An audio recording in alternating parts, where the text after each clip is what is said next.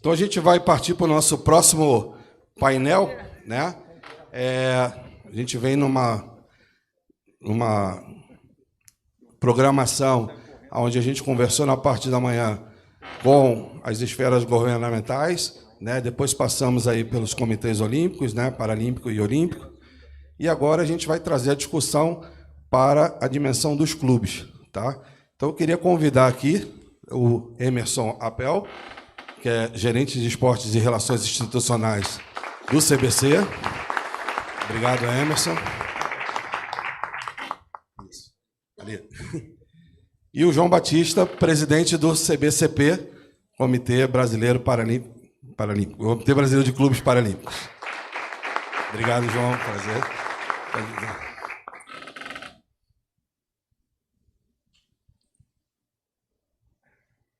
E aí, qual dos dois começa? Quem quer falar um pouquinho? Então, João, à disposição. Obrigado.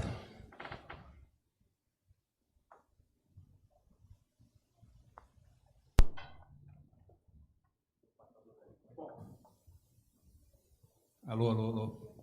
Primeiramente, me apresentar, agradecer o convite que me foi formulado por Leonardo, dizer da minha satisfação de estar aqui para falar um pouco sobre o movimento clubístico do esporte paralímpico, juntamente com o Emerson, que vai falar aqui do CBC.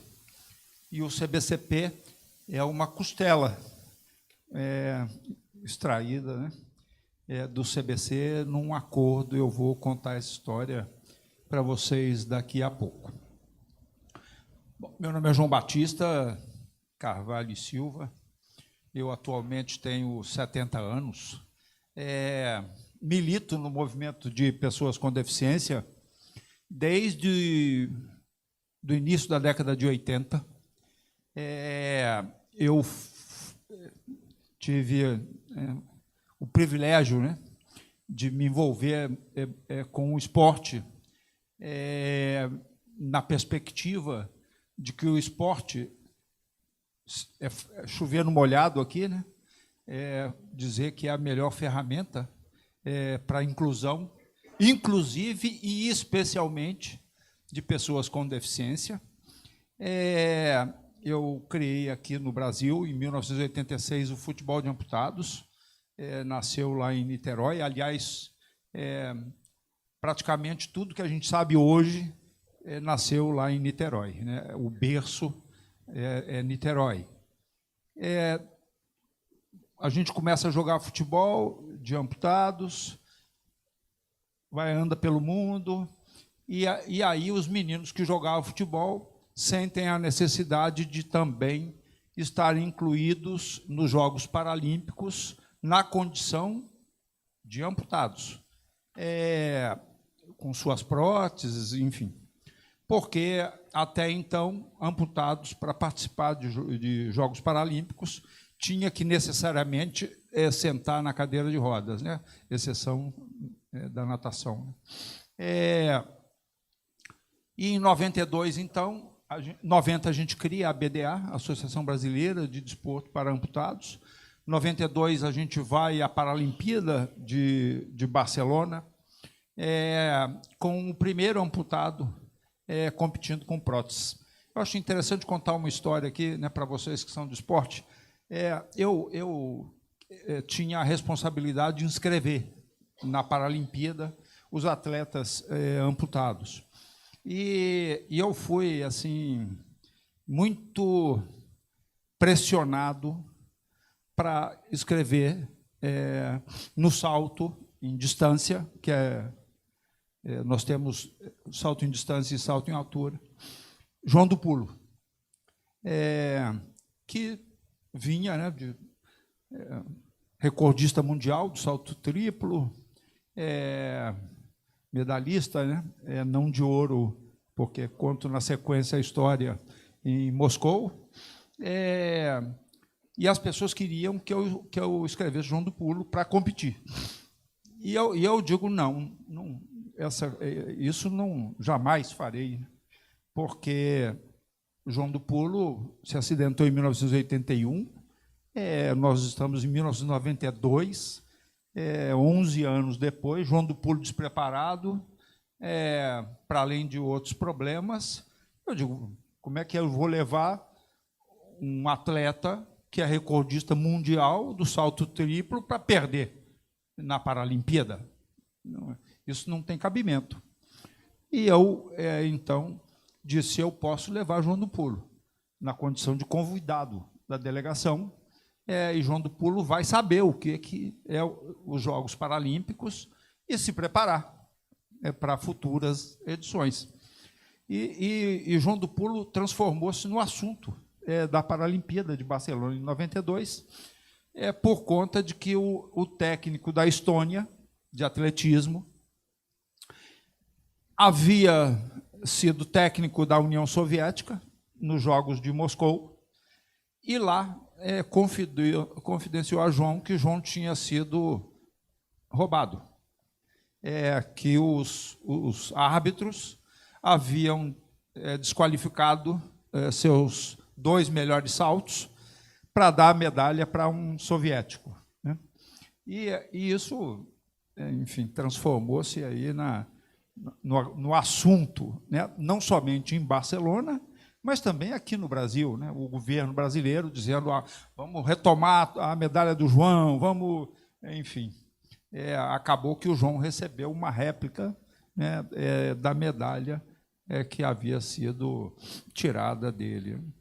E aí eu saio da BDA e sou convidado a dirigir o Comitê Paralímpico Brasileiro como seu primeiro presidente, né, no Nascedouro.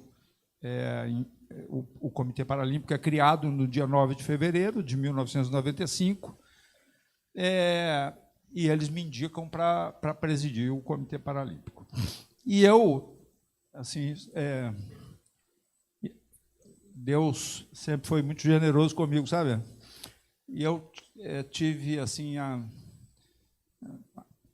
grande oportunidade de minha vida, porque quando vou dirigir o Comitê Paralímpico Brasileiro, encontro ministro extraordinário dos esportes, Edson Arantes do Nascimento, nosso queridíssimo Rei Pelé. E agora eu tenho, inclusive, uma cruzada, já falei com o ministro Fufuca, já falei com quem posso, porque a gente aprovou uma nova lei, a Lei Geral de Esportes, e a Lei Geral de Esportes vai revogar a Lei Pelé. O que é um pecado, tirar da Lei do Esportes o nome daquele que fez com que o nosso país fosse reconhecido no mundo, né? E eu estou agora nessa tarefa. E no primeiro encontro que eu tive com Pelé, não vou jamais me esquecer, né, enquanto vivo for o dia, foi 18 de abril de 1995, e ele me recebeu, e o esporte paralímpico já participava de Paralimpíada desde 72, existia no Brasil desde 58, ganhava medalha desde 76, só não ganhou na edição de 80. Então, medalha não era o problema, né? O problema estava na consciência da sociedade sobre o que era o esporte paralímpico, o esporte de pessoas com deficiência. Pouca gente sabia. Nossos atletas medalhistas eram recebidos pelas suas famílias, alguns poucos amigos, e nada mais, além disso. 92, por exemplo, Collor de Mello era presidente, mandava um telegrama, ganhou uma medalha, recebeu um telegrama do presidente da República. Parabéns, você é um campeão. E eu... alguém já imaginou aqui se encontrar com Pelé assim, né? Pelé hoje não mais, né? é só em outro plano, né? Mas, enquanto Pelé é vivo, se encontrar com Pelé, o que vai dizer para ele? Além de pedir uma fotografia, né?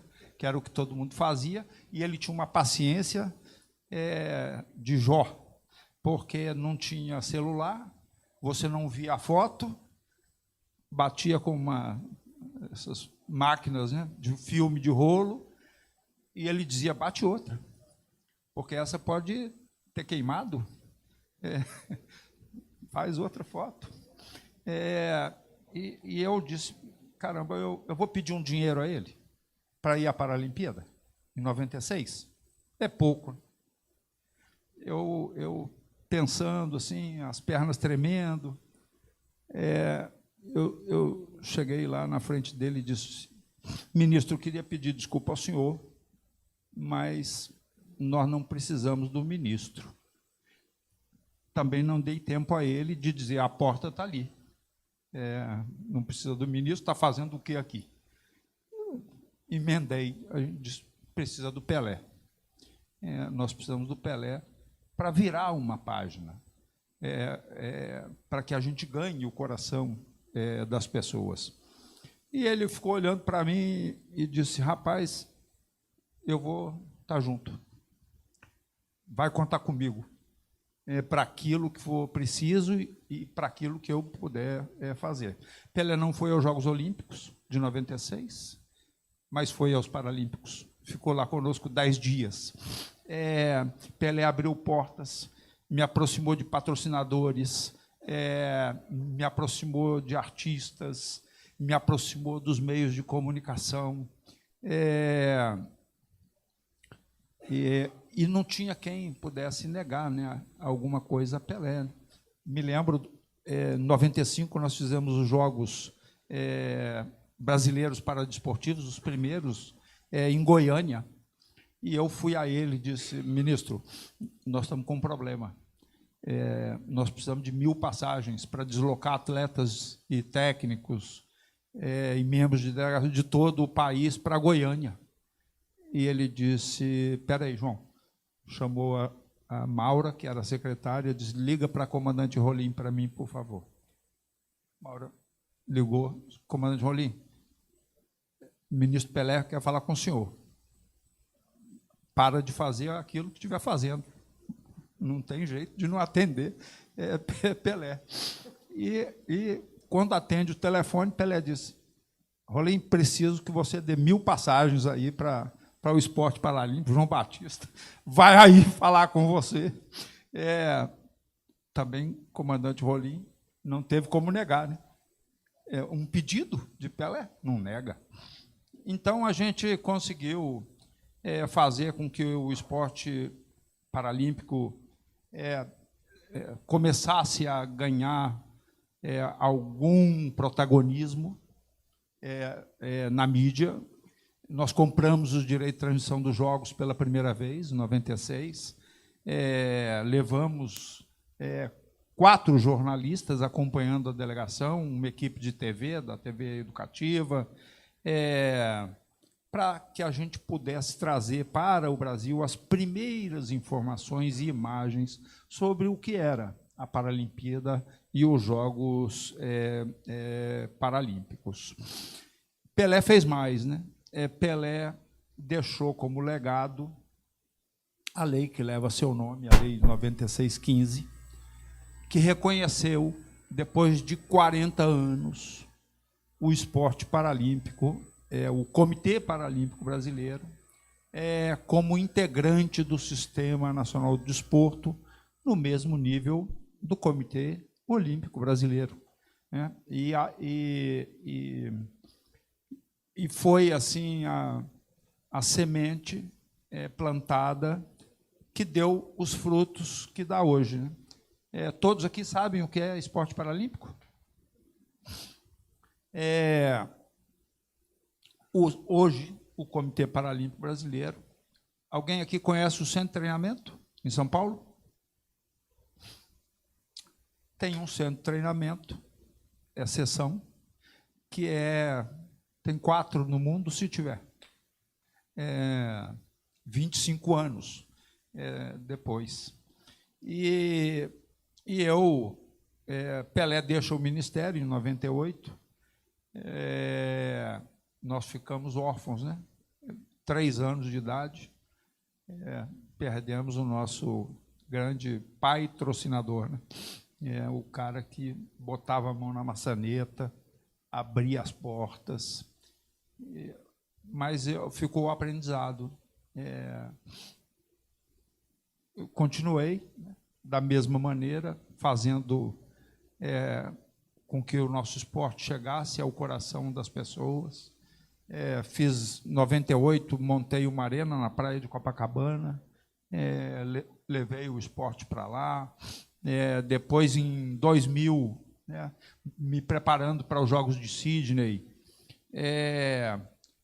tinha tido o prazer, né, de conhecer Chitãozinho e Chororó, me apresentado por Pelé em 96, pedi a Chitãozinho e Chororó uma canção, eles fizeram, né, pediram ao Feio, que era o compositor que fazia as músicas para eles, gravaram uma música linda, chamada O Campeão. Tem até um vídeo aí na internet, que a gente fez imagens, né, e a música. E eu queria vender, né, o disco, fazer um single, né? Mas, infelizmente, eles faziam, na época, 40 anos, né, de carreira e essa coisa não prosperou. Mas a música ficou, e ficou mais do que isso, né? A sorte continuou a me acompanhar. E eu digo por quê. Quem aqui viu os Jogos de Sydney? Poucos, né? Tem pouca gente aqui com muita idade. O que aconteceu nos Jogos de Sydney? Os atletas brasileiros olímpicos, a Olimpíada acontece antes da Paralimpíada, os atletas olímpicos tinham chance de ganhar, de subir ao lugar mais alto do pódio, ganhar 7 medalhas de ouro. Honorato e Thiago Camilo no judô, prata. Robert Scheid no iatismo, precisava chegar na última regata, em 22º, para ganhar o ouro. Foi abalroado lá, 23º, prata. A Adriana e Shelda, ganhando por 2-0, deixaram as americanas virarem. Prata. Chega Zé Marco e Ricardo, prata. Chega no último dia dos Jogos, já tinha aí na imprensa a história de que havia uma maldição em Sydney, né? A gente não conseguia chegar ao lugar mais alto do pódio, o hino do nosso país não era tocado, a bandeira não estava hasteada. Então, a última esperança era Balubê de Rouet com Rodrigo Pessoa. Quem se lembra aqui de Balubê de Rouet e Rodrigo Pessoa? E eu já torcendo contra, né? Por que eu estava torcendo contra? Porque tinha um projeto de lei tramitando, começa no Senado Federal, de autoria do senador Pedro Piva, 2% de todas as loterias para o Comitê Olímpico Brasileiro. Nada para o Comitê Paralímpico Brasileiro. Eu digo, nossa sonho é agora. Se deixar eles ganharem a medalha, a gente vai ficar de fora da lei, né? E eu costumo brincar que eu estava espiritualmente em cima do cavalo. Puxei o bredão. O Rodrigo Pessoa, a primeira passagem, zerou a pista. Na segunda passagem, eu digo, agora é a minha vez. Eu vou estar lá com ele. E no primeiro obstáculo, o cavalo não saltou. Derrubou o obstáculo. Rodrigo Pessoa recua. Já tinha perdido, né, porque sabia que não ia mais ganhar a medalha de ouro, mas queria honrar, né, a sua presença na Olimpíada. recua, o cavalo refuga novamente e mais uma vez. Eu li o livro, né, A Saga da Família Pessoa, e o Rodrigo conta a história da Olimpíada de Sydney, e diz que Balubê de Roê era como Tim Maia. Tim Maia tinha aí uma história de que Tim Maia era contratado para fazer um show, entrava no carro, via um carro da polícia, dizia, volta. Aí o cara dizia, mas como, Tim? Vai voltar como? Os caras contrataram, pagaram, ele de volta, manda o Lima no meu lugar. E o Rodrigo Pessoa coloca a culpa toda em Balubê de Roê. O cavalo era temperamental, era como Tim Maia, não levei o chicote, porque achei que não era necessário, não levei o chicote, não estimulei o cavalo. Mas o que aconteceu foi que eles não ganharam medalha de ouro, e eu arrumei um dinheiro e fiz um negócio chamado de campanha de marketing de oportunidade, onde tinha um atleta paralímpico com chance de ganhar medalha na Paralimpíada outdoor na cidade. Ainda tem ouro em Sydney. Vem aí os Jogos Paralímpicos. Cartão telefônico. Tinha lá.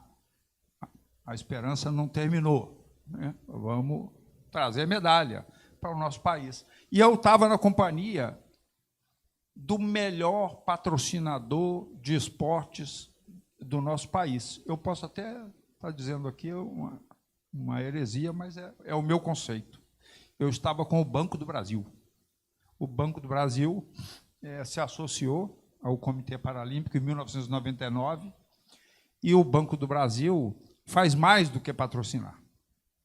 O Banco do Brasil se envolve com o patrocínio.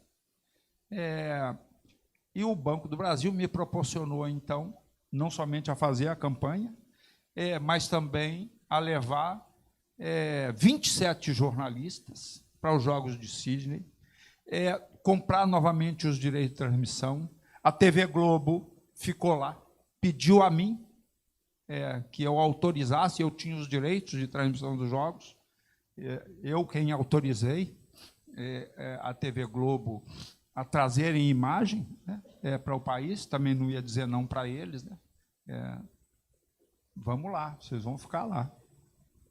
E a gente, no primeiro dia de Jogos, ganhamos a medalha de ouro.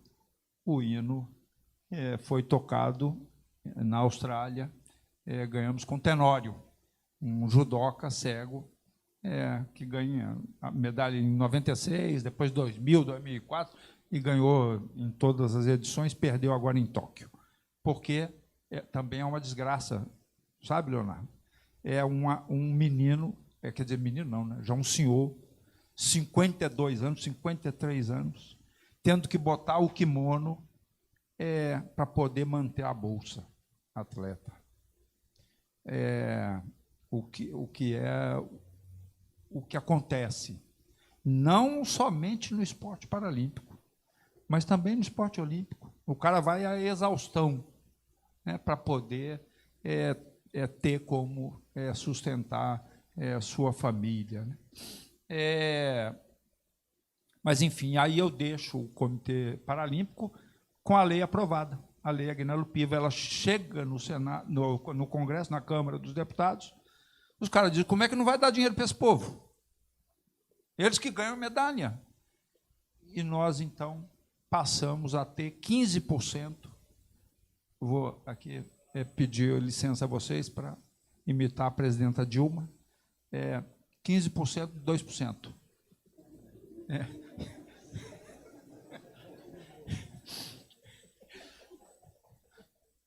E 15% de 2% representava 30 centésimos. O Comitê Paralímpico passa a receber em junho, eu saio em abril, em junho eles passam a receber recursos, o que alavancou, né, fez com que eles chegassem aonde chegamos, né? Depois de 2015, a lei brasileira de inclusão triplica os 30 centésimos, eles passam a receber quase que 1%, e depois eu vou pedir permissão aqui a Emerson, para falar do que é a distribuição de recursos lotéricos no nosso país. E eu volto para a minha cadeia, eu organizo voleibol, tive a oportunidade, eu organizei o voleibol sentado aqui no país, tive também a ajuda de doutor Ari Graça, que era presidente da CBV. Eu fui a ele e disse: doutor Ari, eu estou com uma tarefa aí de desenvolver voleibol sentado, queria pedir ajuda ao senhor. O doutor Ari não dava ponto sem nó. Diz: eu vou te ajudar. No primeiro momento, vamos montar uma unidade de negócio na CBV, você tem um compromisso. Eu vou adiantar o dinheiro, você vai me devolver. E eu fiquei lá quase 2 anos, tocando a unidade de negócio e consegui devolver o dinheiro para o doutor Ari. Que para mim, né, hoje a gente está falando aqui de gestão, né? E eu estou... Essa é minha tarefa, minha preocupação, é falar de gestão.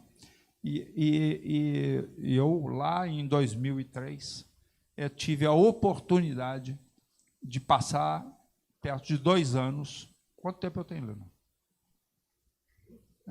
Eu tive a oportunidade de passar... Eu tive a oportunidade de passar 2 anos... Tem um tempo. Eu tive a oportunidade de passar 2 anos na organização de esportes com a melhor gestão do Brasil. Foi implantada lá pelo doutor Nussmann e doutor Ari Graça deu sequência.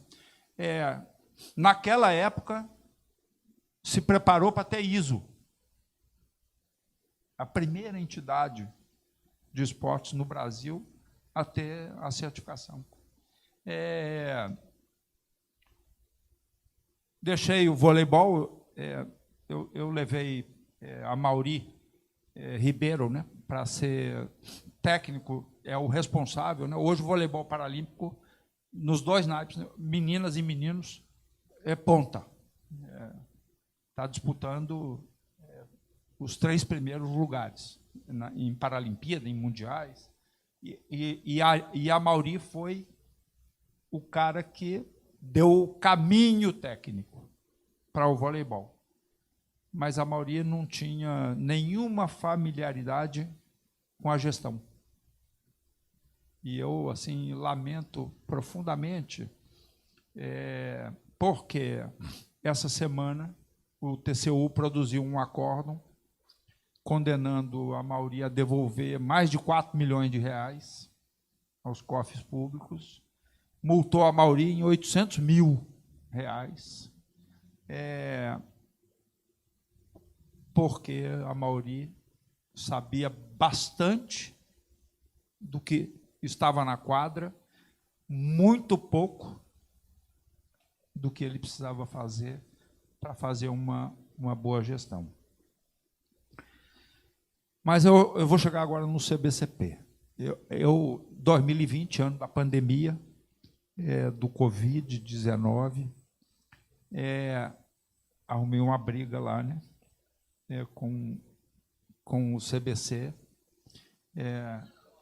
Já passou, e eu reconheci que já passou, e tive, assim, falei, eu tenho que ir lá. Fui lá em Campinas, no Congresso, entregar uma placa de reconhecimento a Arialdo e a Paulo Maciel, né? Porque, como falei, o CBCP é costela do CBC.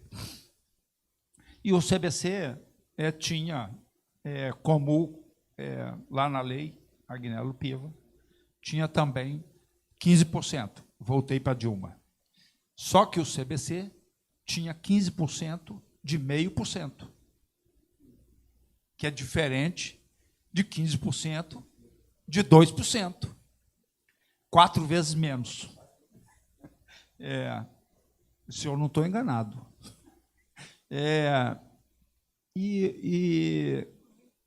Assim, foi uma luta. nós criamos o Comitê Brasileiro de Clubes Paralímpicos dia 27 de julho. Dia 13 de agosto, estava sendo votado no Senado, Arialdo me procurou, né, porque tinha um problema.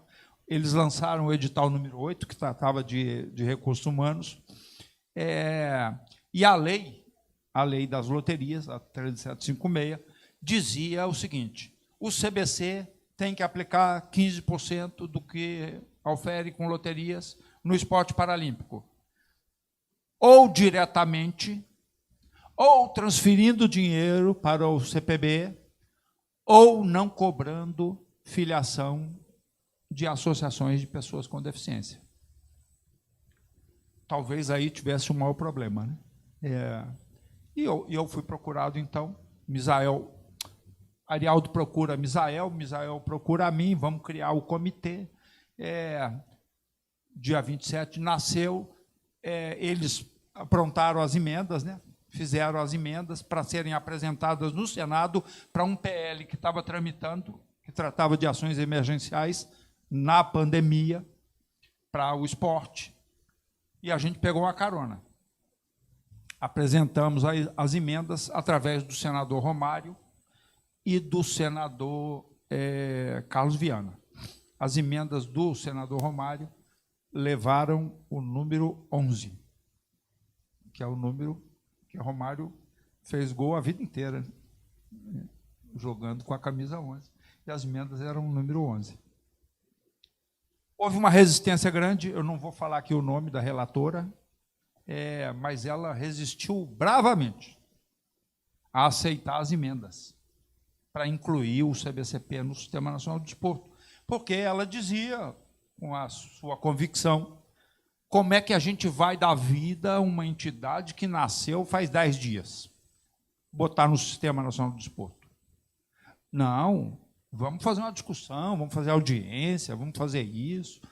E eu me lembro, né, que eu acompanhei, ansioso, né, a votação pela televisão, o senador Marcos Rogério, que estava presidindo a sessão, dizendo para ela: mas, senadora, um pouco mais de compreensão, com 2 senadores, seus colegas, vamos acatar as emendas, a entidade é nova, mas o cidadão que está lá é velho. Velho não, né? Idoso. Porque velho, a gente pode ser velho com 15 anos, né?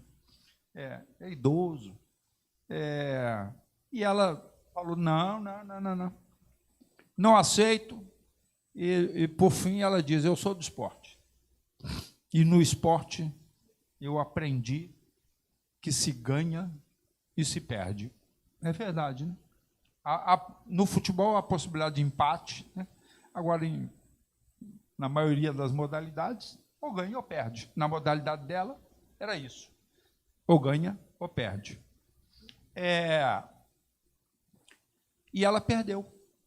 51 senadores votaram a favor de incluir o CBCP no Sistema Nacional do Desporto, contra 14 votos contrários. Dia 14 de outubro, o CBCP, a lei foi sancionada, muitos vetos, como a Lei Geral do Esporte. Né? Quantos vetos tem a Lei Geral do Esporte?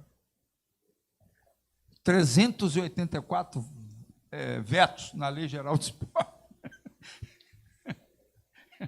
Um projeto que foi discutido desde 8 anos discutindo, para chegar no final das contas, 384 anos. Hein?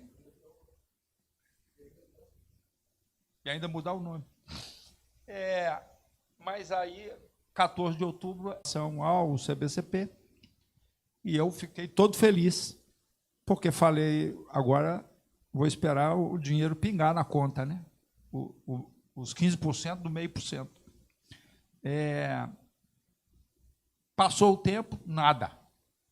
1 mês, nada de dinheiro na conta. 2 meses, nada de dinheiro na conta. Entrei lá com um ofício na Caixa Econômica, na loteria. Cadê o dinheiro? Eles falaram: não tem dinheiro não. Só vai ter dinheiro para vocês quando entrar em vigência uma nova modalidade lotérica, chamada Lotex. Porque vocês estão num inciso que determina dessa maneira. Então, a minha briga lá era essa, né? Por quê? O CBC não tinha mais obrigatoriedade de aplicar os 15%. O CBCP não tinha direito a receber nenhum tostão. Eu falei, caramba, não é possível isso, né? Eu vou pedir permissão a você para contar uma história aqui também.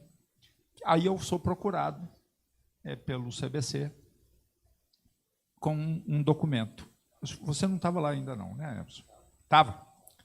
Eu sou procurado pelo CBC com um documento.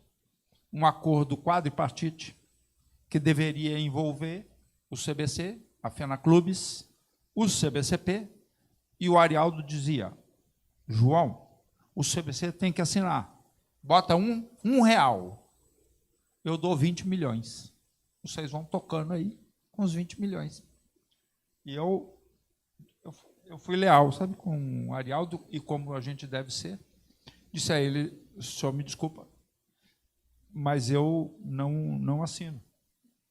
Eu não vou assinar um acordo nessas condições, porque tem parte de dinheiro aí que vai ficar com o CBC e que não é meu. No meu entendimento, é dinheiro do segmento dos clubes de pessoas com deficiência. Não posso assinar, eu cometer essa irresponsabilidade de ser amanhã ou depois cobrado por uma ação que tomei sem ter direito de tomá-la. E falei para ele, eu vou representar no TCU. O TCU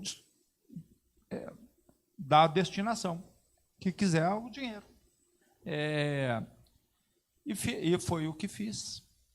Mas antes do TCU decidir qualquer coisa, a gente apresenta um projeto, né, também, ao mesmo tempo, no Senado Federal, para corrigir o inciso onde a gente estava. Apresentamos em maio.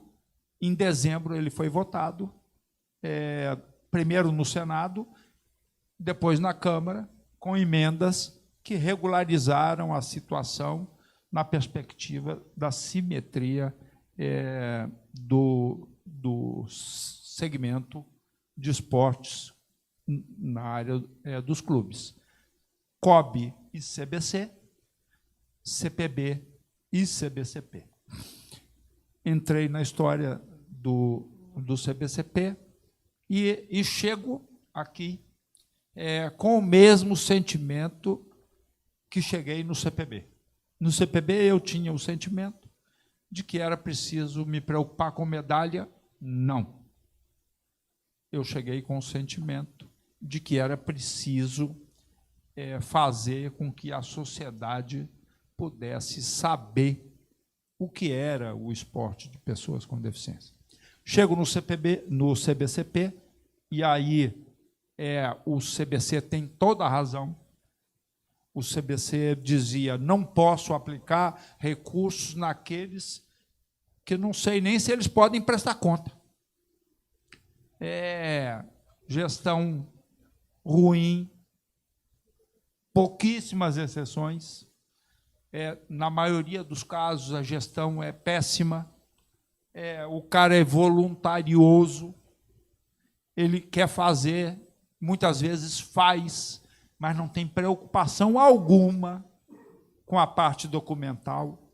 Os seus estatutos não estão acertados, o contador não tem, enfim. Para vocês terem uma ideia, na certificação da Lei 1818A, menos de 5% são de entidades específicas de pessoas com deficiência.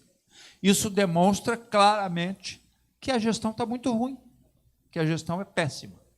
Então, eu chego no CBCP com o sentimento de que o meu esforço deve estar voltado para a gestão. Pode passar para mim? Tem passador? Tem.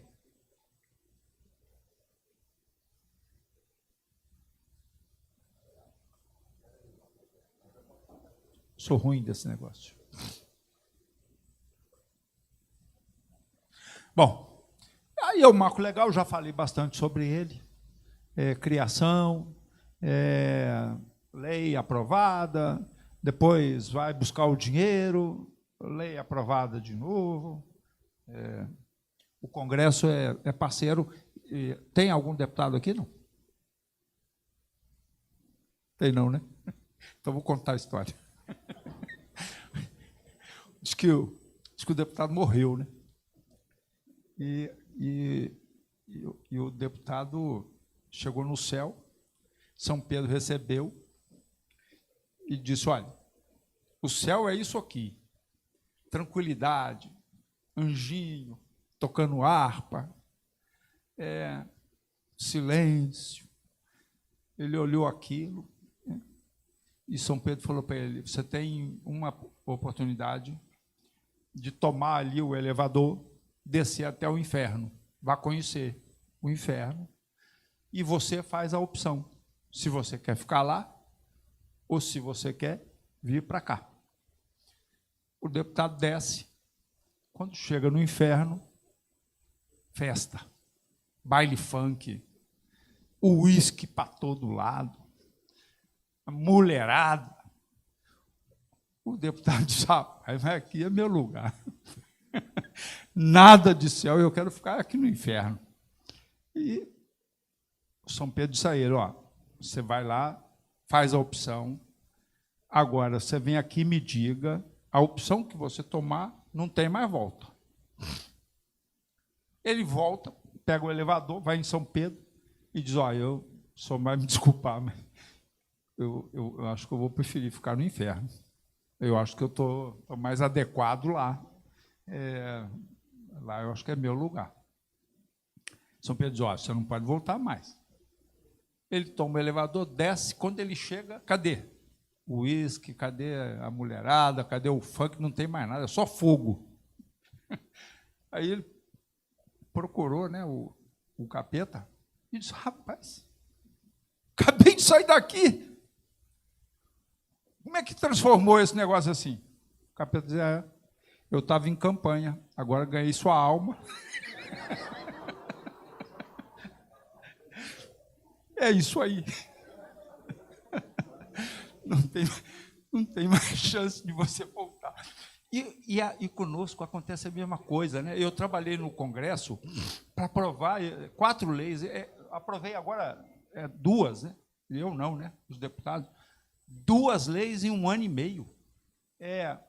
Porque não há aquele que queira comprar a passagem para o inferno. Como é que vai ser desfavorável a um assunto de pessoa com deficiência? Não tem jeito de ser. Então, conseguimos aprovar aí as leis, né? Agora, falar nesse negócio, missão, visão, essas coisas aí, é tudo aquilo que a gente já sabe, né? Nossa missão está ali, fortalecer clubes, associações, e lá está escrito, por meio de quê? Ampliação da competência, gerencial. Se não tiver isso, não adianta nada. Vai fazer até de alguma maneira, mas não vai prosperar. Fiz um processo de escuta, abri o cadastro e fiz um processo de escuta. 230 entidades do Brasil inteiro, olímpicas, que fazem esporte paralímpico, e especificamente paralímpicas, se cadastraram, e 132 responderam um questionário que a gente fez para identificar aquilo que a gente já sabia, para validar. Qual é o seu maior problema? Está lá. O meu problema é receber orientação sobre... Você está de parabéns, tá, Leonardo? Nessa perspectiva aqui. Que está andando pelo Brasil aí também. Da mesma maneira que o CBC. Receber orientação sobre gestão e ampliação da capacidade técnica. Porque, sem isso, não vai. E os caras sabem. Todo mundo sabe. Já falei, 5% das entidades possuem a certificação da Lei Pelé. E eu, então, com esse diagnóstico, pude planejar esse ano de 2023. Lançamos um edital, o edital número 1, para fazer um teste. Ele atende as entidades que são filiadas natas, são 11 que deram vida ao CBCP. É um edital de 2,5 milhões de reais, que hoje a gente já tem algum dinheirinho, né? Inclusive 22 milhões que nos foram repassados pelo CBC. E a gente está, então, com esse edital em execução. Termina agora, no dia 31 de dezembro. A gente vai, com equipamento, por exemplo, comprar ano que vem para melhorar aí a situação de clubes. E fazendo diretamente, porque a gente não pode transferir recursos para quem não tem certificação. E muito poucas entidades, mesmo as natas, têm a certificação. Busquei um acordo de cooperação com o Ministério do Esporte, que nos acompanhou. Estava aqui ainda há pouco Michele, Tânia, Paula Oda, que era a responsável pela certificação.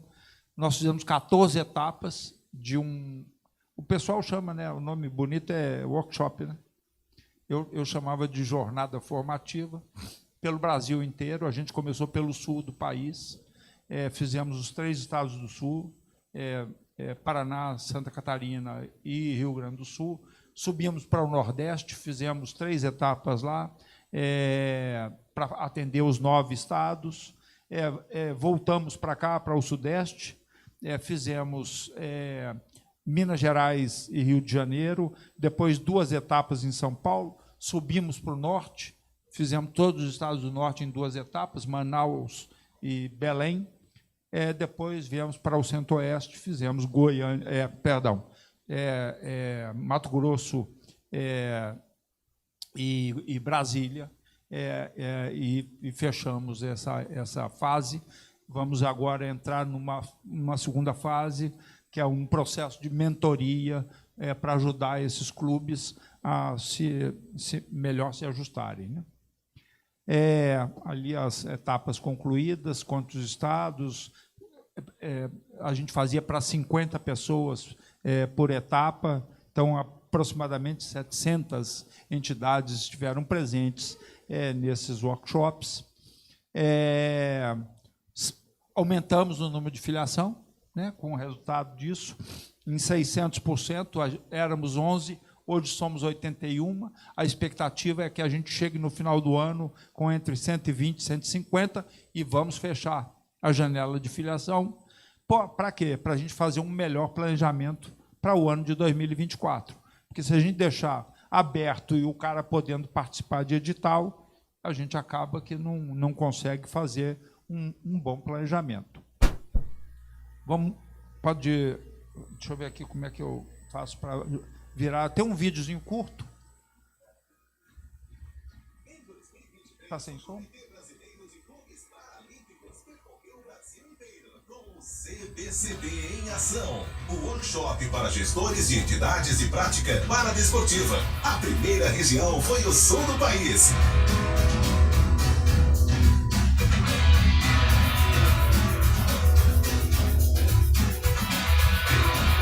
E logo em seguida o Nordeste.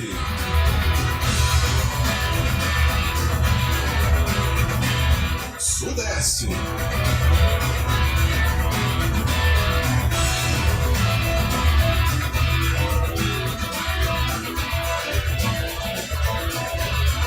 Norte.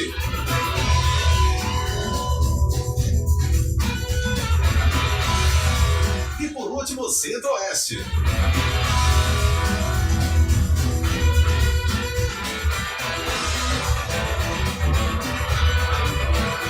Foram 14 etapas concluídas e 27 estados contemplados, 700 entidades presentes e mais de 600% de aumento em novas filiações. 31 órgãos apoiadores em todo o país, além do Ministério do Esporte e o Ministério da Defesa, através do Departamento do Paradesporto Militar.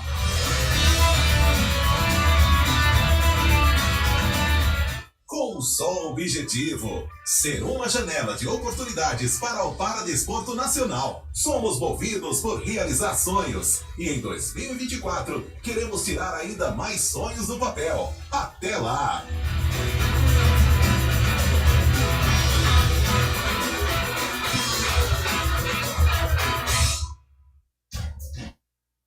Bom, então as filiadas, isso é uma outra. É um outro dado interessante, e é uma realidade para nós e para todos que fazem esporte. O esporte está concentrado aqui, no Sudeste e no Sul. Acho que deve ser assim também lá no CBC. É assim, eu acho que em todos os lugares. Nós estamos aqui, dos 81, 57 estão no Sul e no Sudeste. No Sudeste, dos 37, mais da metade em São Paulo, onde está lá o nosso centro de treinamento paralímpico. Depois, na medida em que você vai subindo, aí você vai ficando com problema, né? 9 no Centro-Oeste, 11 no Nordeste, Norte do país, com aquelas dimensões todas, tem 4. Que pediram, né, filiação. Então, isso é também uma questão que a gente deve ter preocupação e deslocar. Nossas atenções devem estar voltadas para essas regiões que são menos privilegiadas, né, do ponto de vista de proporcionar esporte, né? Bom, as nossas ações, elas estão no nosso plano de aplicação de recursos. A gente fizemos esse ano alguma coisa, o ano que vem o objetivo é lançarmos o edital número 2 para o maior problema, que é deslocamento de atletas e comissões técnicas, né? O CBC, né, eu aprendo todos os dias lá com eles, né? O CBC fez uma coisa que é assim extremamente importante, né? O CBC hoje é o provedor do esporte no país, com os CBIs. Participar do CBI significa ter passagem aérea, enfim, poder com tranquilidade levar, né, suas equipes a fazerem isso, né, num acordo com as confederações, dar um exemplo, né. Eu tenho que ter lá uma agência de viagem para comprar passagem. E aí o sujeito vai e participa da licitação, né, e ele oferece o serviço a mim por 1 centavo por emissão. Como é que o cara oferece? Hein? 1 centavo. Não paga o custo operacional dele. Ele tem que tirar o dinheiro de algum lugar, né? Então, ele tira na tarifa, ele tira... Ih, rapaz, o que eu mais brigo é com a agência por conta dessa questão aí, entendeu? Já notifiquei, já multei, já fiz tudo, agora vou para o caminho que o CBC encontrou.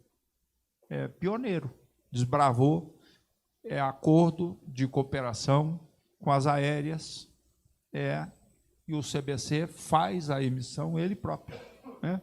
Tem lá dentro a sua própria agência, atende ao TCU e faz. Eu tenho assim bastante... Tudo na vida, né, tem que ter, naturalmente, o comandante, né?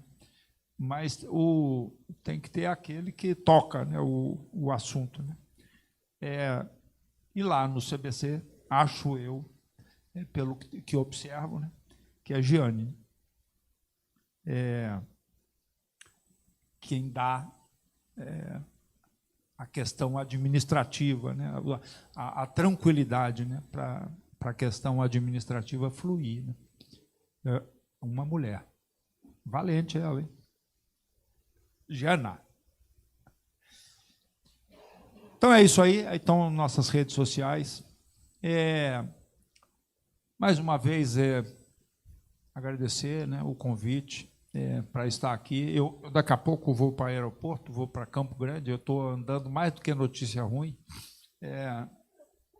pelo Brasil todo aí.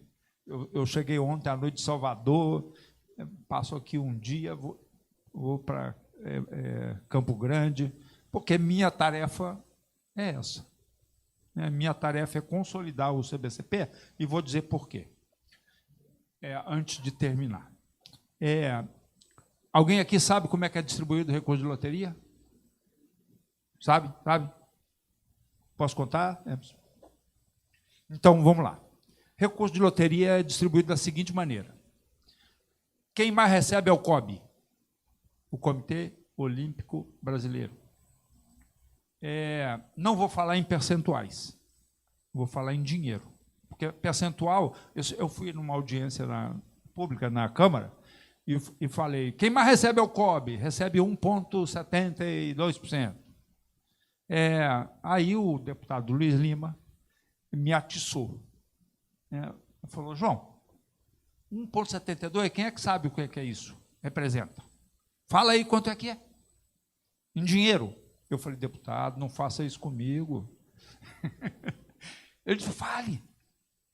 Então, o COB recebe cerca de 30 milhões por mês de recurso de loteria. O segundo maior beneficiário é o CPB, o Comitê Paralímpico Brasileiro. Metade do que recebe o COB, cerca de 15 milhões. O terceiro, meu amigo rico,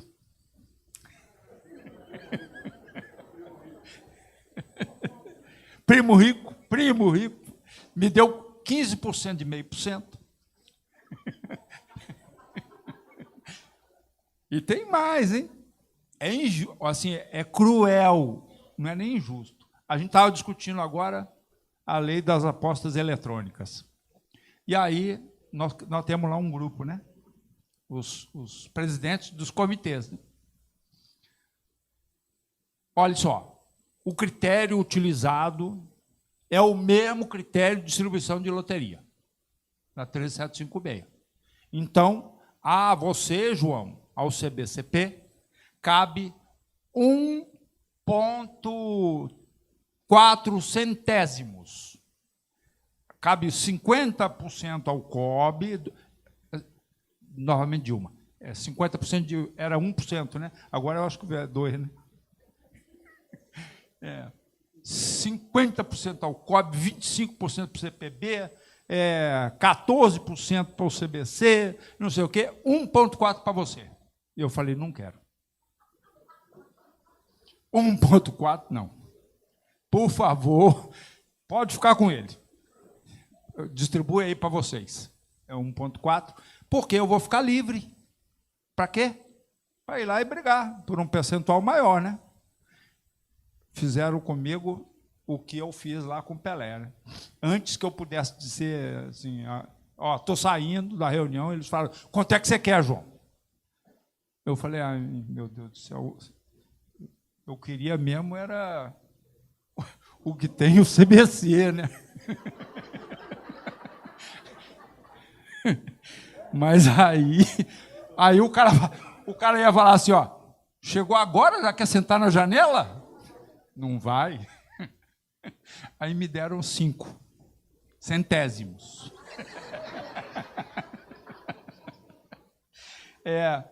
Aí chegou lá o Sport Master. Quem conhece aqui o Sport Master? Aí chegou lá o Sport Master. Fez um lobby lá. Eu que tinha 5, passei a ter 3. Porque deram outros 3 para o Sport Master. Então, pessoal, o critério é esse. O CBC recebe 8, né, na média. A CBDE, 4 milhões.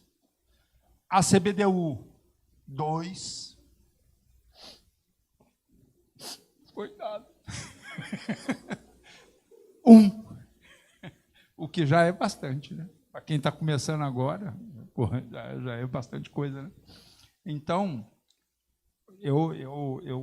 Emerson, vai chegar um momento em que eu vou consolidar esse negócio de CBCP aí, entendeu? Eu tenho um mandato até dezembro de 2024, tenho a possibilidade de disputar mais uma reeleição. Se eu perder a eleição, tenho que voltar para casa, né? E aí vou me aposentar, mas a possibilidade de eu perder com essa grana que eu tenho aí é mínima, né? Eu acho que vou ganhar a eleição, vou ficar mais 4 anos. E vou consolidar o CBCP e vou querer que eles não me escutem agora, né? Você vai levar lá, né? Vai falar para o Arialdo, né? Eu vou querer rediscutir os percentuais de loteria. De quem vai sair, eu não sei. Os caras não querem tirar do apostador. De quem vai sair, eu não sei, mas eu vou para o Congresso Nacional. Vou brigar para que isso seja diferente. Sabe por quê? Porque a injustiça maior é que os percentuais são diferentes, mas a aplicação é igual. O COB deve aplicar 75% na área fim, 25% na área meio. O CBCP, 75% na área fim, 25% na área meio. Eu não consigo nem ter uma boa equipe. Porque os recursos que vou ter, se não fosse o CBC, repassar aquele dinheiro, eu não consigo ter equipe para aplicar, manejar dinheiro público. Então, é basicamente isso aí. Agradecer mais uma vez. Ficar aqui agora ouvindo o Emerson será um prazer imenso. Eu acho que ele vai ser meu aliado nessa luta aí. Obrigado, João. Emerson, por favor. Vamos lá. Bom, boa tarde a todos. Para quem não me conhece, Emerson Appel, sou gestor hoje do CBC. Inclusive, presidente, iniciei o meu trabalho no CBC na época para trabalhar com o desporto paralímpico. Essa foi uma das propostas da minha ida para o CBC, em 2019, no momento de transição de lei, né? E aí acabei guinando para uma outra área e hoje eu ocupo a área de esportes e de relações institucionais.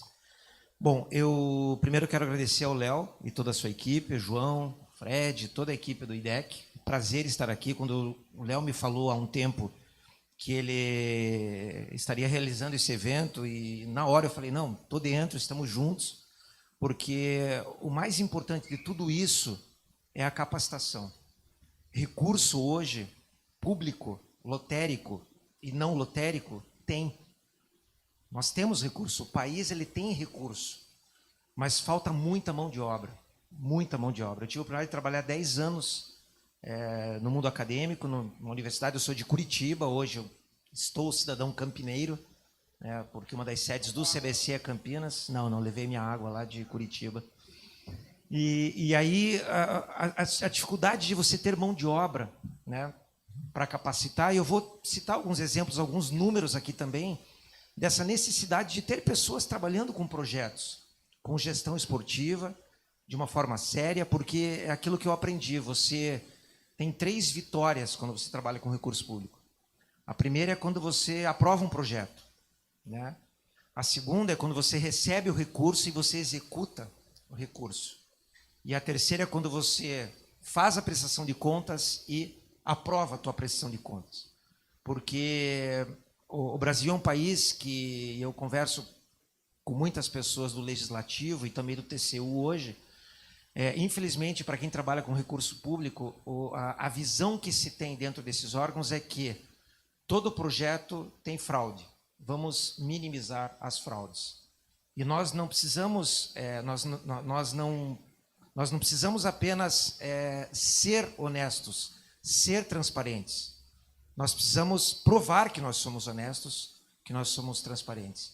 E eu abro hoje uma fala, hoje de manhã teve reunião do Conselho Nacional do Esporte, aprovou por unanimidade as contas do CBC, do Comitê Brasileiro de Clubes.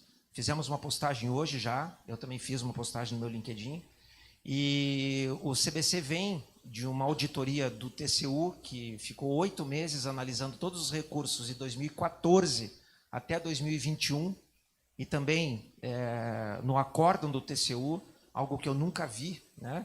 Sempre tem algum tipo de recomendação, alguma objeção.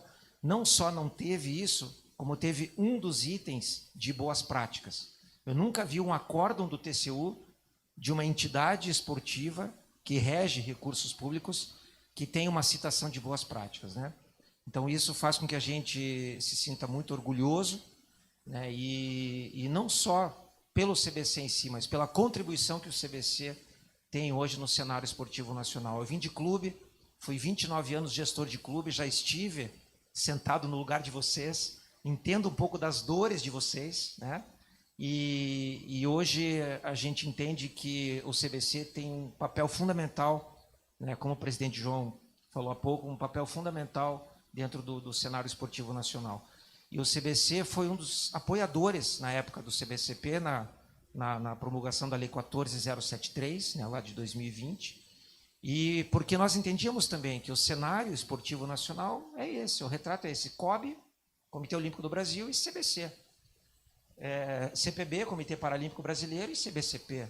Eu acho que hoje existe uma organização dentro desses comitês. Mas, enfim, Léo, eu vou quebrar o protocolo, vou ficar em pé. Eu vou tentar acelerar um pouquinho aqui, de uma forma mais didática possível, passar para vocês a ideia de qual é o trabalho do CBC e as oportunidades que vocês, enquanto gestores esportivos, gestores de projetos ou futuros gestores de projetos, podem ter também.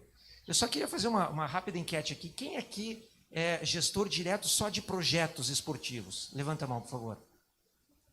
Quem aqui é ligado a algum clube? Tá.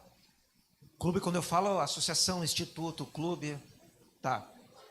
Alguma entidade de administração do esporte, uma ERAD, como o Robson, presidente da Federação de Atletismo. Mais alguém ligado a alguma ERAD, uma federação ou uma confederação? Não? Jaime também, Confederação de Handebol. Quem aqui... quem não entendeu a minha pergunta? Levanta a mão. A conta não fechou aqui, né? Mas estou brincando. Quem aqui sabe qual é o trabalho do CBC? Só para ter um termômetro, para ver qual é o grau de profundidade para eu avançar rápido no conteúdo. Quem aqui sabe qual é a função do CBC hoje no cenário e como o CBC executa esses recursos? Quem tem a plena certeza? Pouca gente, tá? Quem aqui não tem, nunca ouviu falar no CBC? Levanta a mão. De novo. Não fechou? Quem não entendeu minha pergunta?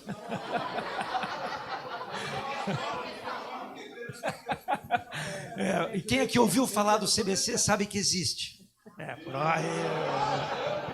Agora a conta fecha. Agora a conta fecha. O erro, eu aprendi que a comunicação, presidente, não está no receptor, está no emissor, as falhas de comunicação. Então, a culpa foi minha, tá bom? Mas vamos lá. Hoje, gestor de esportes e relações institucionais do CBC. O CBC é uma entidade que existe desde 1990. Ele tinha um outro nome, era a Confederação Brasileira de Clubes. Hoje é o CBC, o Comitê Brasileiro de Clubes. Portanto, esse ano fez 33 anos, né? E eu me lembro, eu era gestor de clube em 1998, a Lei Pelé foi assinada, a Lei 9615, e em 2008 surgiu a necessidade da revisão dos 10 anos da Lei Pelé. E os clubes já tinham uma representação muito grande no cenário esportivo nacional. Os clubes, a gente sabe que é a célula máter de formação de atletas no país. Eu tive a oportunidade de conhecer várias estruturas fora do país, e quando eu comparo isso, o Brasil ele é único. Porque você pega entidades, por exemplo, americanas, todo mundo sabe, a high school, schools, as universidades, né? Você vai para a Oceania, né? Estive lá até em Sydney, como o presidente comentou, existem muitos projetos do governo que investem de forma direta. Na Europa, o recurso muitas vezes é por associações. Tivemos a oportunidade de conhecer o método francês lá, e eu fiquei até abismado, 72% da população da França tem acesso a um clube, uma associação ou a um instituto. Eu achei um número expressivo na França. Porém, quando a gente vai ver o que é uma associação, é uma entidade que não tem CNPJ ou cadastro de pessoa jurídica de lá. É uma entidade, um grupo de amigos, um grupo de remadores, um grupo de canoístas ou de jogadores que representam aquele grupo e recebem uma parte de recursos públicos do governo francês. Então, os sistemas são muito diferenciados no mundo inteiro. No Brasil, a gente sabe qual é a essência.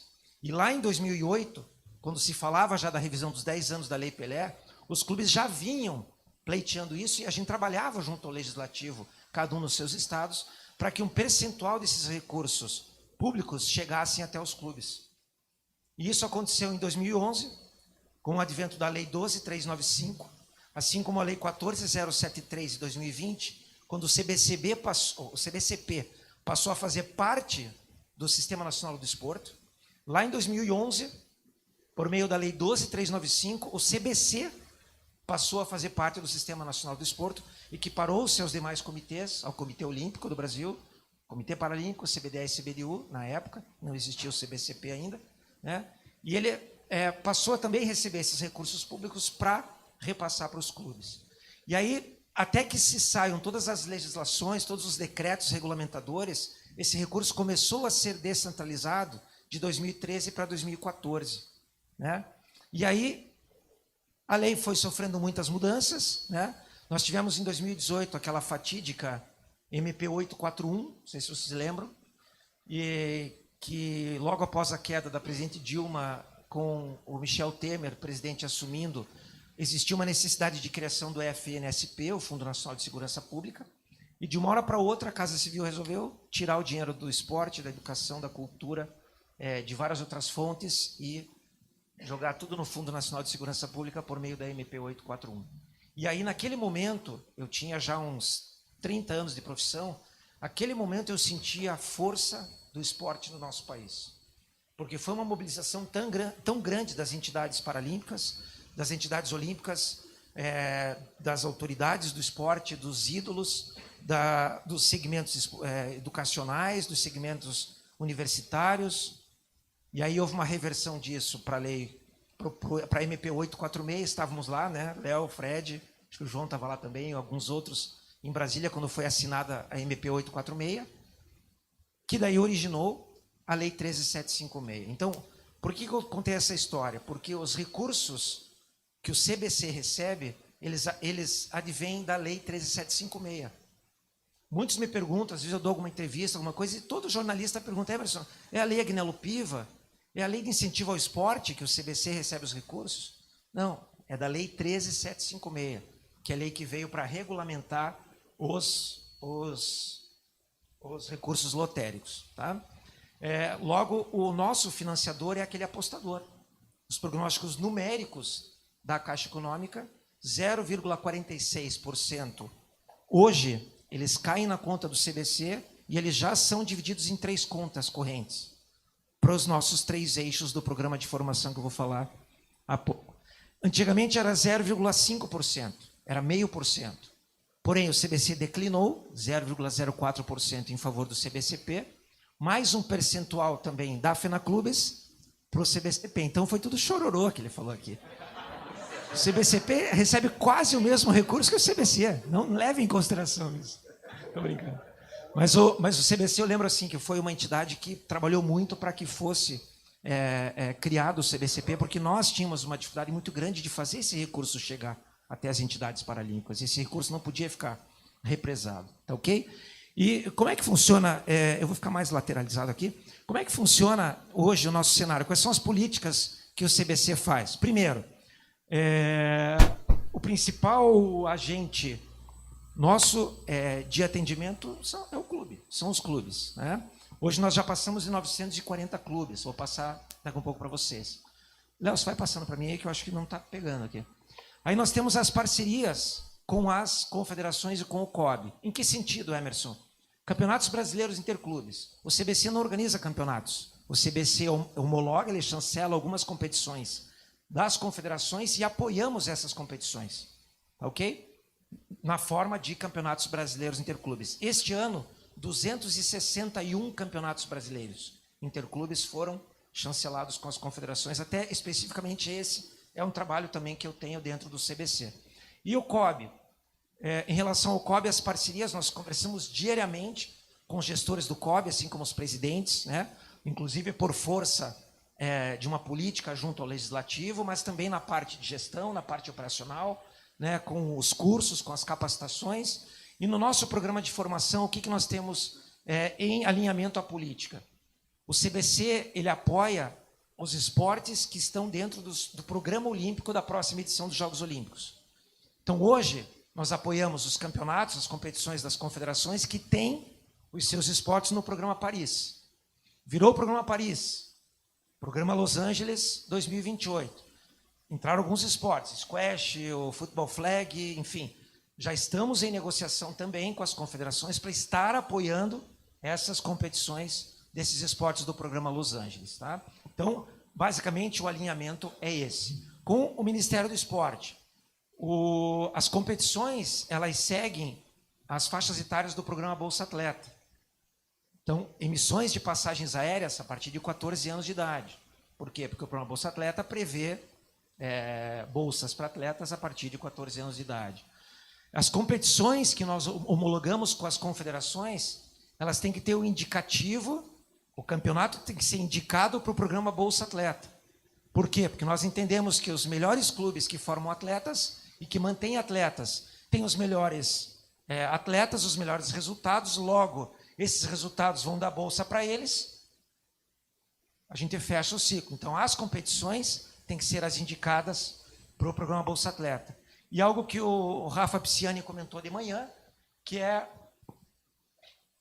o nosso alinhamento junto ao Fórum de Secretários de Estado de Esporte, que é um trabalho também que eu venho desenvolvendo e que a gente hoje entende que nós temos que nos aproximar das secretarias de Estado de Esporte, porque tem N prefeituras municipais de cidades distantes das capitais que tem um projeto, tem um técnico, tem um atleta que tem um brilho nos olhos, que tem uma dificuldade e que hoje o CBC criou uma oportunidade para que esses clubes possam estar participando dessas competições, né, sem custo algum, né, para os seus cofres. Então, este é o cenário da estratégia nossa, em termos gerais. Né?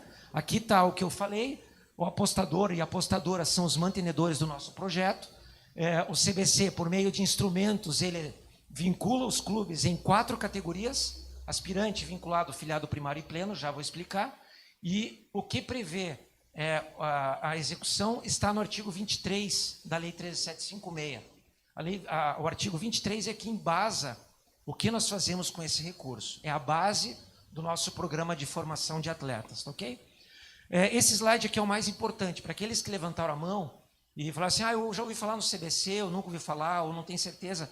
Esse slide aqui é o principal que eu vou falar hoje à tarde. Vou tentar ser bem didático, porém eu vou tentar ser o mais rápido possível. Como é que surgiu o programa de formação de atletas? Em 2011, com a assinatura da lei, foi feito um levantamento.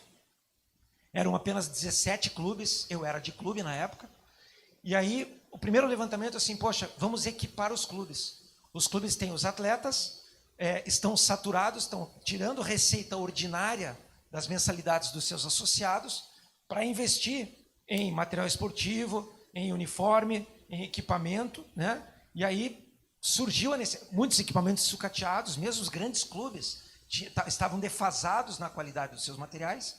E aí o CBC começou a lançar lá em 2013 para 2014 os primeiros editais de materiais esportivos e equipamentos, porque a lógica era, vamos equipar os clubes, vamos dar essa estrutura a eles. Tá?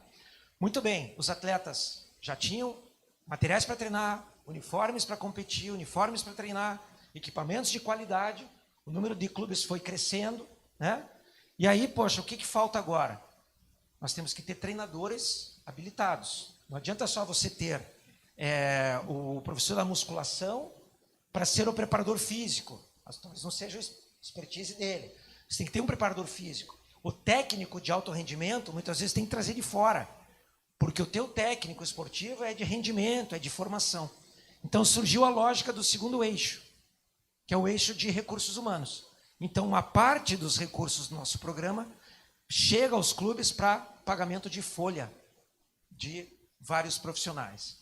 E aí, ótimo, fechando o cerco, material esportivo, equipamento, técnico de qualidade para dar treino, o que falta? Competir. Mas o CBC não faz competições. Ele não é uma ERAD, uma ENAD, uma Entidade Nacional de Administração do Desporto. Por isso que nós buscamos as parcerias com as confederações. E aí fechou o programa de formação de atletas. Então, são 3 contas correntes, 75%, na verdade 80%, uma meta nossa nunca é atingir 20% das despesas administrativas, né?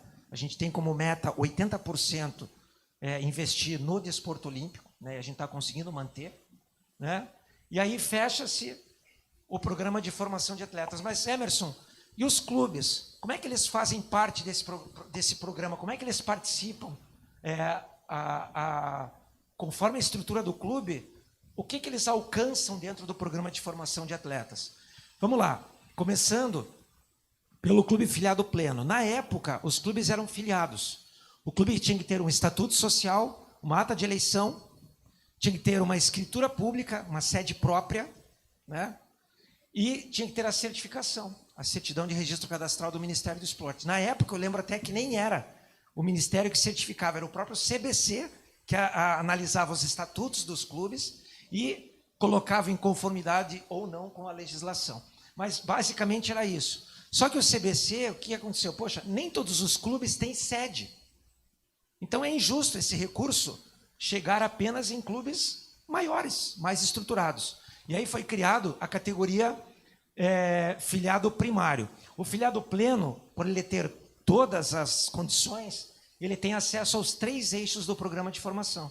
Ele recebe passagens aéreas para competições, ele recebe recurso para pagamento de folha e ele recebe recurso para material esportivo e equipamento. Tá?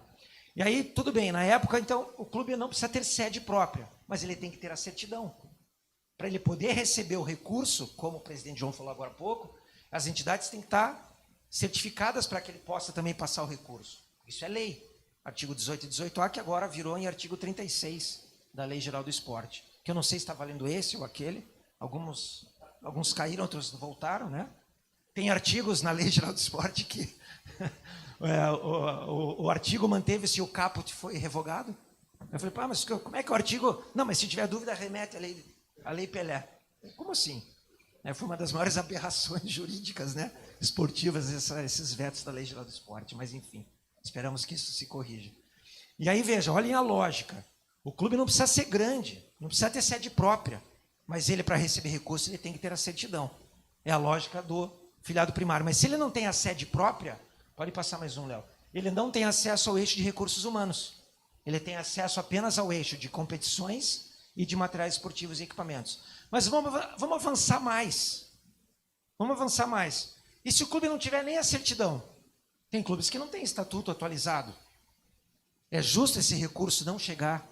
E tem N clubes monoesportivos que formam atletas, e um deles aqui, a Associação Miratos. Foi comentado aqui, que o Rafael Pisciani comentou, do Sebastião. A base da Seleção Brasileira de Badminton, Associação Miratos. Né? Dos 10 atletas, 7 são advindos do projeto dele. Só que é injusto você não fazer esse recurso chegar? Lógico que não. Foi criada a categoria vinculado. O que é a categoria vinculado? Tem que ter o estatuto, tem que ter a ata de eleição, mas não precisa ter a sede e também não precisa ter a certidão do Ministério. Mas aí, peraí, se não tem certificação, como é que eu vou passar o recurso? Não dá para passar o recurso. Então, o que o vinculado tem acesso? Apenas ao eixo de competições. Mas, Emerson, por que apenas ao eixo de competições?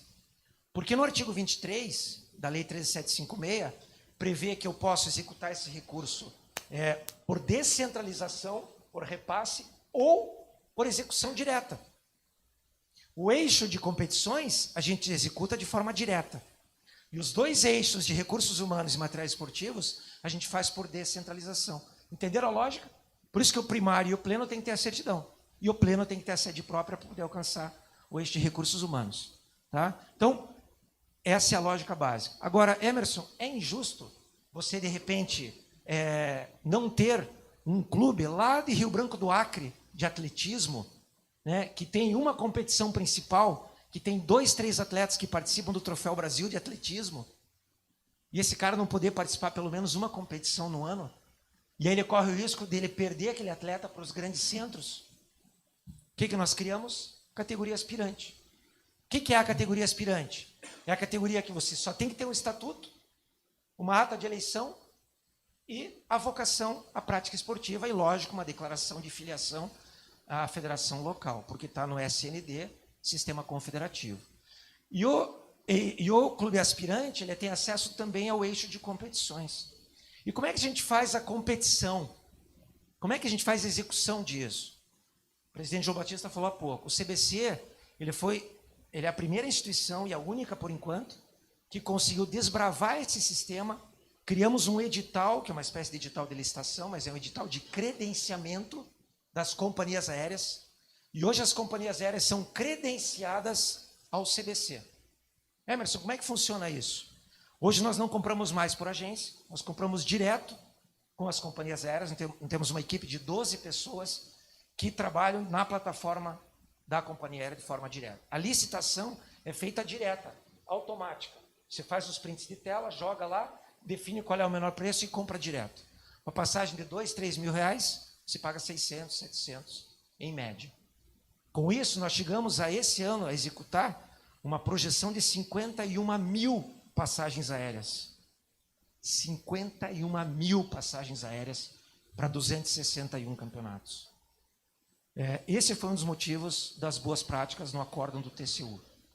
Por isso que as entidades vão seguir esse caminho e nós estamos disponíveis, presidente, para ajudar a todas as outras entidades a seguir o mesmo caminho, porque é para o bem do esporte. Né? Nós queremos que isso aconteça. Ok? Léo, pode passar, por favor. E aí, vejam, é a sequência. O clube acessa o programa de formação como clube aspirante, aí ele tem uma carência de 6 meses, que se ele quiser passar vinculado, depois uma carência de 1 ano para afiliado primário e uma carência de 2 anos para afiliado pleno. Tá? E isso aqui é a síntese do nosso programa de formação. É a lógica que você repassa o recurso para material esportivo e equipamento, para RH e também para, por execução direta, essas passagens aéreas para todos esses atletas. E aqui está um raio-x rápido, então vamos lá. O eixo de materiais esportivos, são 25 listas, aí entra a parceria, os clubes não compram qualquer material, parceria com a confederação, então os materiais que os clubes compram são aqueles homologados pela confederação. A bola de voleibol é da Mikasa, é a bola oficializada pela confederação. A peteca de badminton é da Ionex, é certificada. Então, não há problema em relação aos órgãos de controle do porquê que um clube vai comprar uma bola Mikasa e não uma bola Kimball Rincon do Paraguai. Né? Porque ela está certificada. Aquela é a bola para a formação do atleta olímpico no país. Tá? E por isso também das parcerias com as confederações. Né? 51 esportes olímpicos, nem tem masculino e feminino, enfim, todos esses números aí. 20 mil atletas já mapeados que já têm acesso a esse recurso. Profissionais, eixo de recursos humanos. 718 profissionais em 51 clubes, filiados plenos, são atendidos com recurso do nosso programa. É muita gente. 718. Nós participamos dos primeiros editais, né, Léo? O João também, o Fred, né? Acho que o Joel também na época pelo Tijuca, né? E a gente tinha muita dúvida, poxa, mas contratamos alguém ou desoneramos a folha de forma direta? Enfim, oceano de oportunidades para você poder fazer. E olha os valores, 101 milhões em investimento, 51 esportes também olímpicos. Emerson, mas só tem 35, é que a gente conta o masculino e o feminino, esportes separados, para efeito de ranqueamento, né, dos clubes. 17 mil atletas apoiados de forma direta por esses técnicos que atuam dentro dos clubes. E está aí o eixo de materiais de campeonatos brasileiros interclubes. Fecharemos 261 campeonatos agora, 31 de dezembro. São 52 milhões de investimento. Errei, não é 51 mil passagens, são 52 mil passagens. Né? Já estamos ali perto de 43 mil passagens emitidas, agora entramos no mês de dezembro. Então, realmente, são números muito expressivos. Hoje, nós temos os números próximos a 805 milhões de reais executados, de 2014 até 2022. 805 milhões, entre recursos já de prestados conta, né, os clubes também feito as prestações de contas e o CBC também prestado conta ao TCU e ao Ministério do Esporte e ao Conselho Nacional do Esporte. Tá? E a oportunidade qual que é? Para quem levantou a mão, olha, eu trabalho com projeto esportivo, eu trabalho gostaria de trabalhar com gestão, como é que eu poderia fazer isso? Está aí a oportunidade, que é o Clube Aspirante. Tá? Hoje, pode passar, Léo, por favor.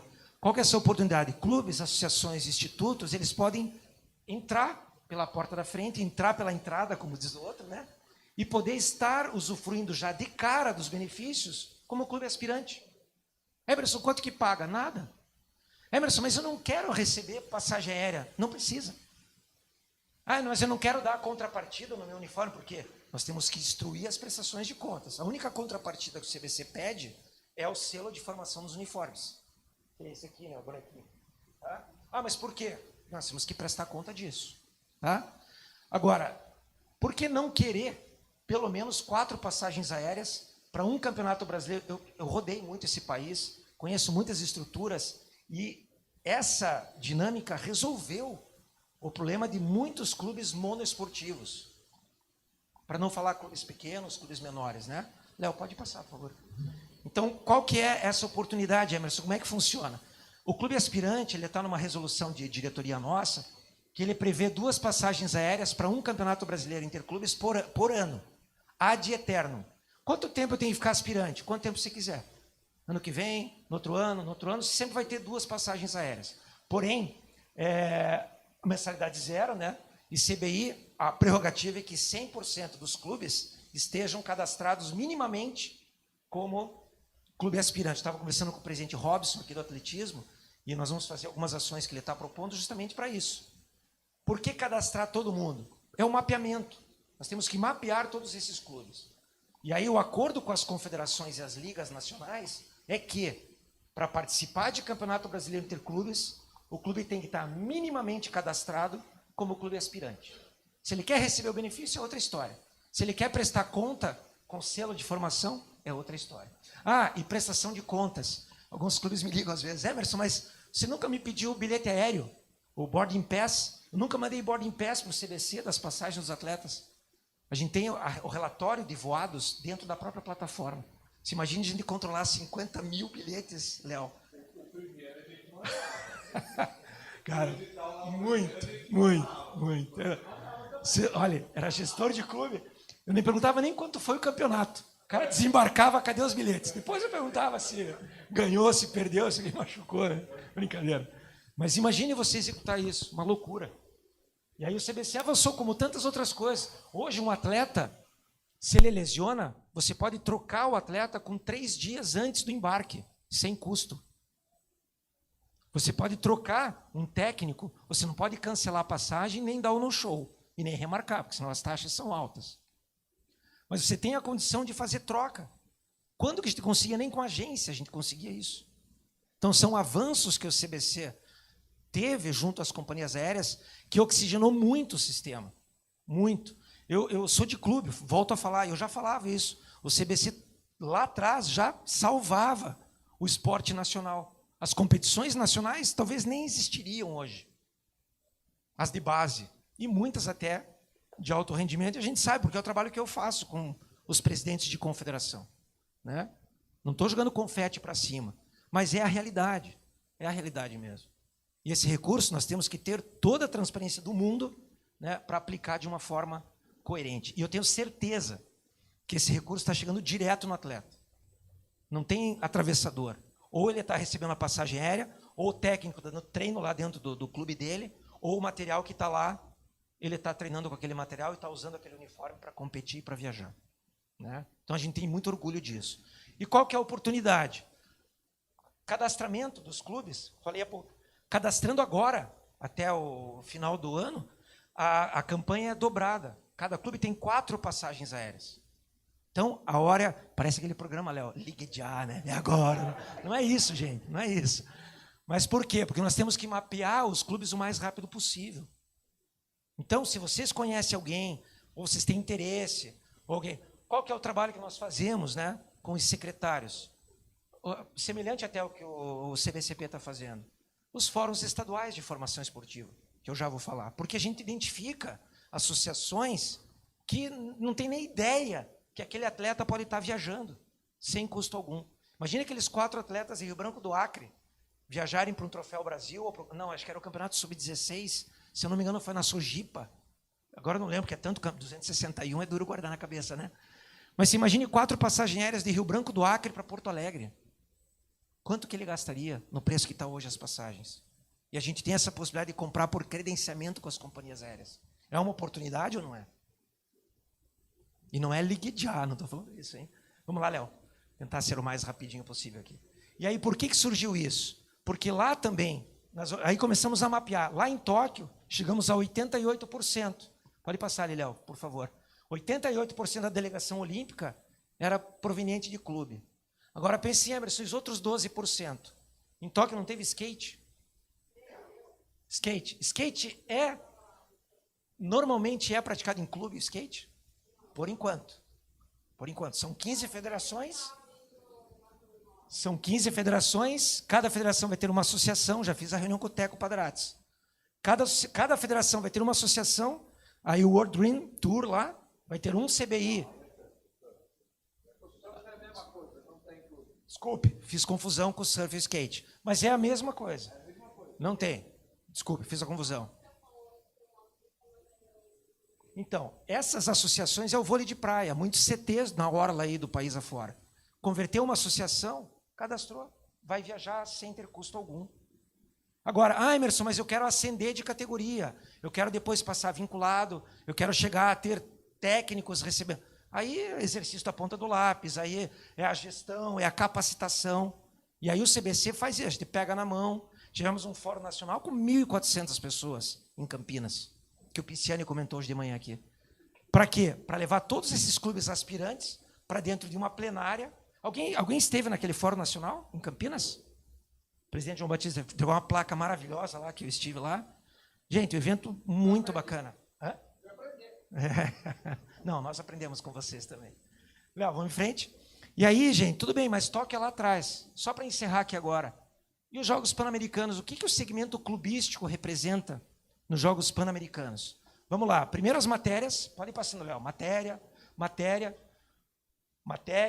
e aí olha que legal. No quadro de medalhas, os clubes brasileiros hoje estariam em terceiro lugar nos Jogos Pan-Americanos, com 55 medalhas de ouro, 58 e 49. Das 205, 162 medalhas são de atletas que já tiveram benefício de um daqueles 3 eixos do programa. Mas vamos para frente. Os esportes apoiados, porque eu falei do surf, falei do skate, falei da escalada esportiva, que não são esportes hoje na essência clubística. Agora, se eu pegar os esportes apoiados pelo CBC, que são os genuinamente de clubes, sabe qual é o número? 97,6% dos atletas que receberam as medalhas, receberam algum tipo de benefício do programa de formação de atletas. A gente é próximo a 100%. Será que o segmento clubístico para o olímpico e paralímpico é importante hoje no Brasil? É diferente da França, que eu falei, da Austrália, dos Estados Unidos?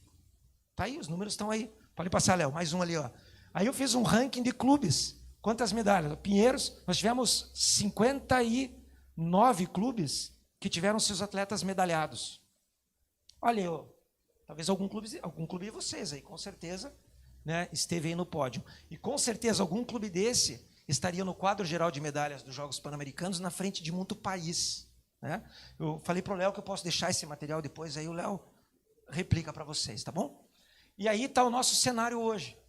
Nosso programa, eu não apresentei o mapa estratégico, a missão, visão, valor e propósito, porque muitos aqui, está lá no site, enfim, que é a nossa parte de governança. Mas o topo do nosso mapa estratégico, ele prevê a universalização da formação esportiva dentro dos clubes.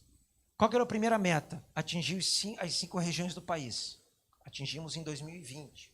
Segunda meta, atingir pelo menos todas as capitais. Atingimos. Terceira meta, atingir pelo menos 100 clubes que estejam recebendo recursos para os 2 eixos do programa. Estamos próximos a receber isso. Rio de Janeiro, está aqui a oportunidade, são 66 clubes. Hoje, na nossa plataforma, estão mapeados 103. 66, eles estão integrados, que é o que está ali no mapa. 103 são os clubes que estão lá no cadastramento, estão fazendo integração, análise de documento.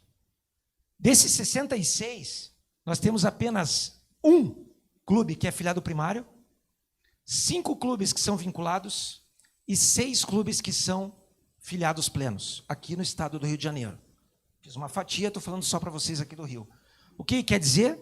Que desses 66, 12 clubes são filiados primários, plenos e vinculados. Isso quer dizer que 54 clubes são aspirantes, clubes que precisam de gestão, clubes que precisam de vocês, para sentar, fazer projetos, para encaminhar. Está aí a oportunidade, está aí o bonequinho olhando para fora. Quem trabalha com gestão aqui de projetos, levanta a mão. Ou quem pretende trabalhar. Quem é de clube, associação, instituto. Quem é de ERAD, ENAD, prefeitura. Quem não entendeu minha pergunta. Pode levantar todo mundo. Vai atender todo mundo, até os que não entenderam a pergunta. Gente, está aí, gente. O CBC ele abriu as portas para isso. O objetivo é fazer esse mapeamento desses clubes, tá? E hoje nós estamos com 941. Quando eu estava fazendo ali, o Léo até pediu, pô, faz alguns slides, legal, tava... Beleza, fiz ali. Antes de eu passar para você, tinha 939. Era 1h30 da tarde. 941. Talvez agora, não vi mais ali, já deve ter mais uns 2, 3. A meta nossa é 1.000 clubes até 31 de dezembro desse ano. E a nossa meta, 1.200 até os Jogos Olímpicos de Paris. Daqueles clubes que participaram de campeonatos brasileiros até agora e que não estão cadastrados na plataforma, são 99. Dos 99, tem 12 que são do estado do Rio de Janeiro, ávidos por alguém que faça projeto para eles. Quem será que pode fazer? Eu acho que a essência de quem faz projeto aqui no Rio está aqui nessa sala, não está, Léo? Está aqui, ó. Olha aí, ó. Ah, Emerson, quais clubes? Eu passo para o Léo depois. Passo quais são os nomes dos clubes. Só não posso passar por causa da LGPD, né? Mas eu passo. De repente, ó, clube. Ó, eu sou Emerson, eu vi uma palestra do CBC, eu vi que vocês estão cadastrando. Precisa de alguma ajuda? Eu faço projetos, né? Oportunidade, gente. Tá aí, ó. Vamos lá, Léo. E aí, numa curva, 941. Veja só, começamos 17 clubes, eu era de clube. Era eu, o Léo, o João, o Fred e mais uns 14 clubes na época lá, né? Que fazíamos os projetos. Alguém falou aqui que era uma pilha, a Michelle comentou, né? Que era uma pilha de documento, que na época também. Eu fui despachar o meu primeiro projeto para o CBC, eu tive que pegar um avião e fui para Campinas. Tinha 1.050 folhas o projeto. Cheguei com um carrinho de mão lá. Hoje está tudo informatizado, gente. Nada se assina, nada. Tudo é eletrônico. Mesmo a assinatura de termo de cooperação, tudo é simplificado, tá? E olha quando houve a criação do clube vinculado em 2020 e do filiado primário em 2020. Olha o boom que deu. Por quê? Porque o CBC entendeu que esse recurso não pode só estar na mão dos clubes grandes, dos clubes que têm sede própria, tinha que abrir esse recurso. Ah, mas os clubes grandes recebem. O Flamengo é o clube que mais recebeu recurso até hoje. Por quê? Porque foi o que mais se organizou. Foi o que buscou as certidões na época. O presidente na época teve visão, o Léo também está aqui. Vou chover no molhado falar do Léo, né? Teve essa visão e hoje o Flamengo é um dos maiores clubes que recebem recursos e já receberam recursos. Claro, porque a quantidade de recursos... Um jornalista outro dia me perguntou, Emerson, mas você acha justo repassar lá 24 milhões para o Flamengo e ir lá para o clube de Rio Branco do Acre passar 4 passagens aéreas? Eu falei, se for pensar no primeiro momento, talvez seja injusto. Mas olha a contribuição do Flamengo em termos de manutenção de sede, em termos de formação de atleta, em termos de investimento com recurso privado. É muito diferente da associação lá de Rio Branco do Acre, né? Então, os recursos são proporcionais e eles têm que ser distribuídos de uma forma justa, tá bom? E esses aí são os nossos números, tá? E aí, para completar o que eu comentei há pouco, como é que funciona com as secretarias de Estado do Esporte? Alguém aqui é ligado ou conhece alguém de secretaria municipal?